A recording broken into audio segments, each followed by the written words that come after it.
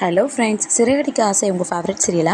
அப்போ மறக்காமல் நம்ம சேனலை சப்ஸ்கிரைப் பண்ணுங்கள். சிறகடிக்க ஆசை இன்னும் எபிசோடில் முத்து வீட்டில் உள்ள எல்லாரையுமே விசாரிச்சுட்ருக்காங்க. அப்போ விஜயாவும் மனோஜும் பயந்துட்டு, இதுக்கு எங்களுக்கு எந்த சம்மந்தமும் இல்லை, நகை உங்கள் வீட்டில் தான் மாறி இருக்குன்னு மீனா வீட்டில் உள்ளவங்க மேலே பழிய தூக்கி போடுறாங்க. முத்து அப்படி நடந்திருக்க வாய்ப்பே இல்லை அப்படிங்கிறாங்க. முத்தோட அப்பாவும் எப்படி எப்படியோ கேட்டு பார்க்குறாங்க.